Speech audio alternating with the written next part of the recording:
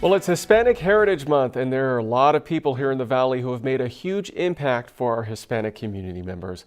Tonight, I'm joined by reporter Marco Revuelta from Telemundo 15. They're about to launch a new project to recognize those who've made such a big difference in our community. Thanks for being here, Marco. Of course, thanks for having me and allowing me to speak about this special project that's starting actually tomorrow. It's Hispanic Heritage Month, 30 days. We're going to be celebrating important people in our community who've done a lot, who've helped out the community in different ways, in more than just one way. Fantastic. And I know that you're profiling several people. Can you share some of the stories of the people who you've talked with so far and how it's been hearing these stories?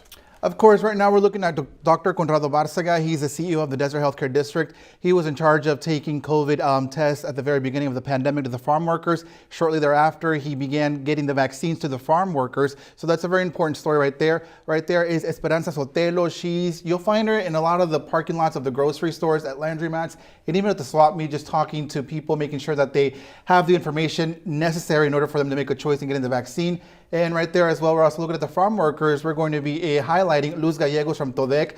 You'll find her at the pharmacies as well, sharing resources with the community. Dr. Raul Ruiz right there, also a very inspirational story for the community, for the youth. Went to Harvard School, son of farm workers, and now the chairman of the Hispanic Caucus. Very interesting story for the youth, that they can get to that level if they just push through. And I love the variety of the folks that you just mentioned, and they all come from different backgrounds. Tell us about the importance behind Hispanic Heritage Month, and what does it mean, especially here in the Coachella Valley?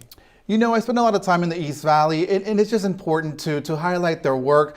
Someone's tomorrow is better just because of the work these people are doing. And it's just really nice right now to be able to talk to you and be able to share with the entire Coachella Valley, not just our Hispanic speaking audiences. And it just brings us together, and it's just a moment of pride for us. And I was just about to mention, obviously Telemundo, it's Spanish speaking profiles that we're going to be showing, but I also think it's important that our English speaking viewers get to know a little bit about these people as well, and why it is so important to the Hispanic community.